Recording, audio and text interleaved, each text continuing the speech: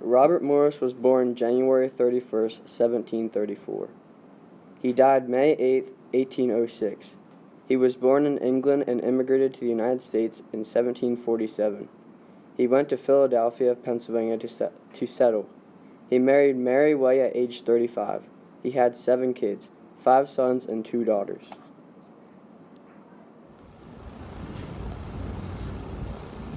Nice to meet you, Robert Morris. Please have a seat. Nice to meet you too. Where and when were you born?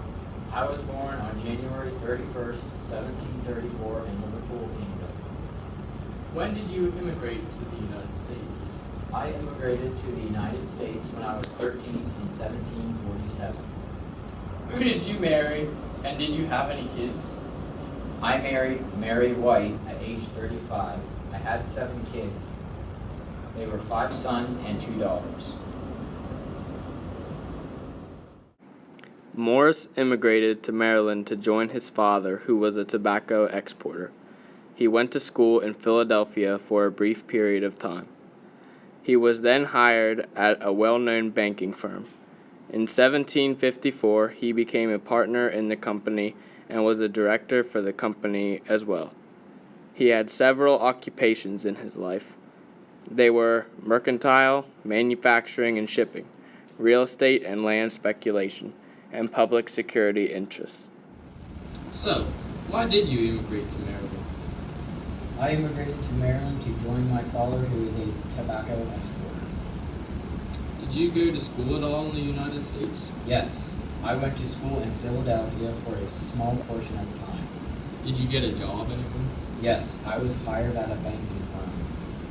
Were you high up in this company? In 1754, I became a partner in the banking company, and I was also a director for the company as well. Did you have any other occupations? Yes, I had several occupations in my life. I was a mercantile, I was in manufacturing and shipping, and I was a real estate and land speculator, and I was in public security interest. Robert Morris was in Pennsylvania Council of Safety from 1775 to 1776. He was in the Continental Congress from 1775 to 1778. He was also in Pennsylvania Legislature from 1776 to 1781, and in Superintendent Finance of U.S. 1781 to 1784. He signed the Declaration of Independence in 1776 and the Articles of Confederation in 1781. What is your political background? Well, from 1775 to 1776, I was in Pennsylvania Council of Safety. I was also in the Continental Congress from 1775 to 1778. After that, I was in Pennsylvania Legislature from 1776 to 1781, and then I was in Superintendent Finance of U.S. from 1781 to 1784. In 1776, I signed the Declaration of Independence, and last but not least, I signed the Articles of Confederation in 1781. Wow, that is quite a long list of political expertise. Thank you. I'm proud of it. Morris was a congressman and specialized in financial affairs.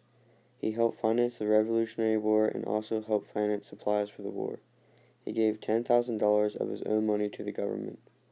This money helped General Washington keep the army together for the Battle of Trenton and the Battle of Princeton. Although Morris's name is not alongside the battles, it should have been. He nominated George Washington for president and voted against independence on July 1st, 1776. Robert Morris bought 6 million acres of land. He would have been able to create wealth for his investors, but a loan never came up from Holland when they declared war on France. This left him unable to pay off his creditors. In February 1798, Morris declared for bankruptcy. He was taken to Prune Street debtors' prison. He stayed in jail for 3.5 years. Morris's friend John Marshall passed a bankruptcy law in 1801, and Morris was released. Robert Morris tried to restart his career after jail, but that didn't work due to the change in the world. Robert Morris ended up living quietly with his wife and kids for 5 years. He died May 8, 1806, due to asthma. I hear that you were a congressman. Is that correct? Yes, that is right. I also specialize in financial affairs. I also heard that you're pretty good with your money. Yeah, I guess you could say that. I gave $10,000 of my own money to the government to help with the war. Can I ask you why you did that? I guess. Well, because several of the colonies did not help pay for the war. Somebody had to do it. I felt obligated to do it anyhow. Oh, well, that was a very big deal in history. Some may say that we couldn't have won the Revolutionary War without you. I don't know about that, but if you say so. Robert Morris and John Locke's governmental ideas were very similar to each other. Morris and Locke both agreed that the government should be responsive to the people. Alright, moving on to your governmental ideas. Is it correct that some of your ideas are similar to philosopher John Locke's ideas? Well, yeah, you could say that we shared some similarities in our ideas.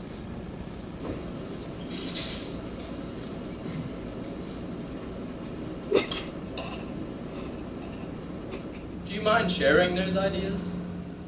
No, not at all. I would say that we both agree on that the government should be responsive to the people.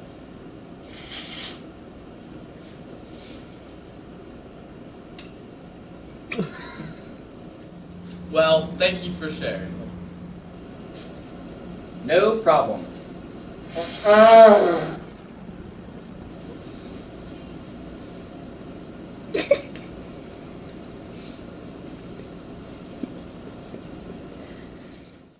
Morris related to Montesquieu because they believed in separation of powers, which is checks and balances. Montesquieu believed that there should be a legislature, executive, and judicial branch in the government. Alright, one last thing, and then I'll be done. Come on, man. We got all day. I'll give you a dime if you take your time. Alright then.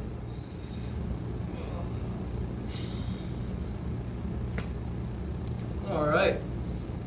So, my last question for you is, what ways did your ideas compare to the governmental ideas of Montesquieu? Well, I would say that we both agreed on the separation of power. Wow. Well, that is very, very, and I mean very, very, very, very, very, very, very, very, very, very, very, very, very, very, very. All right, we get it. Well, thank you for the quick response. That about wraps it up. Thank you for letting me interview. No problem. No problem. Any. All